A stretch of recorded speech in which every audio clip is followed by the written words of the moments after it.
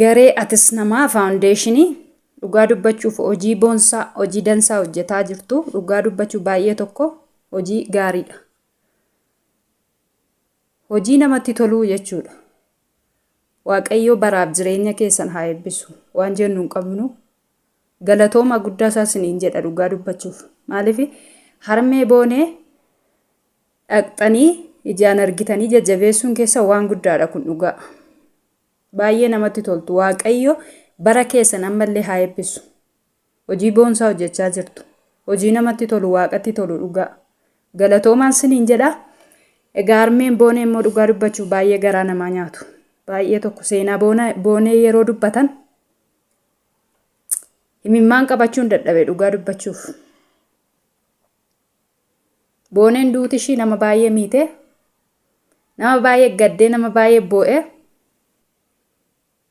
Haa ta'u malee harmee ishii garuu amma lafa kanarra jirtutti gubii yeroo dheeraa gubii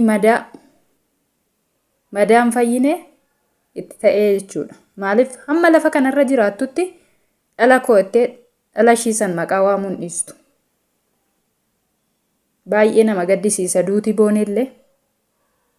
Karaatti hafuu ishiitu nama gaddisiisa. Lammanni immoo erga dukkana keessaa baatee gara ifaatti seentee eddii aduun ishee dhabba'eef lubbuu ishii galaafatte. Wanta darbuuf obsuu dadhabde murtoo du'aa ofirratti fudhattee lubbuu ishii balleessite. Baay'ee nama gaddisiisa dhugaa dubbachuuf. Harmee kana laalee dhugaa baay'ee himmaan qabachuun baay'ee natti dhaga'ame.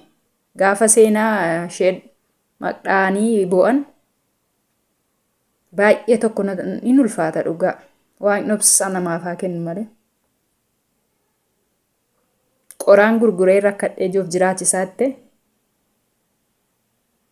Booneen immoo eggii isheedhaaf darbe eddii karaarraa kaatee nama taate lammata qoraan hin baatinii ani siif jira nama natti hin kofalchiisin baqqaa hin ga'a anuu sin gargaaraa naan jettee na gargaaruu jalqabde jette.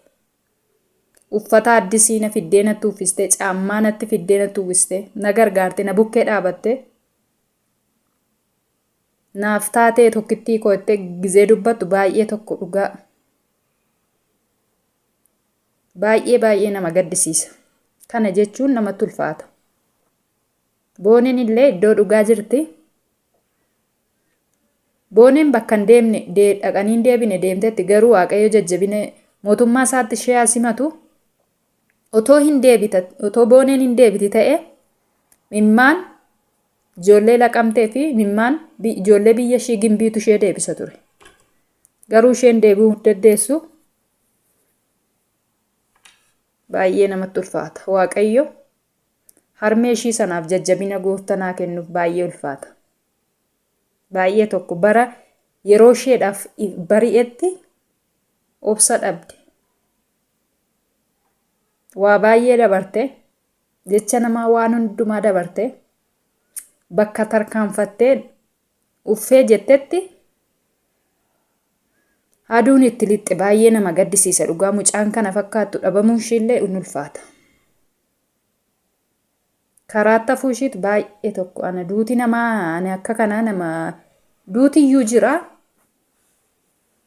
Duuti mucaa kanaa baay'ee garaa nama guba dhugaa dubbachuuf. Harmee ishii ilaalanii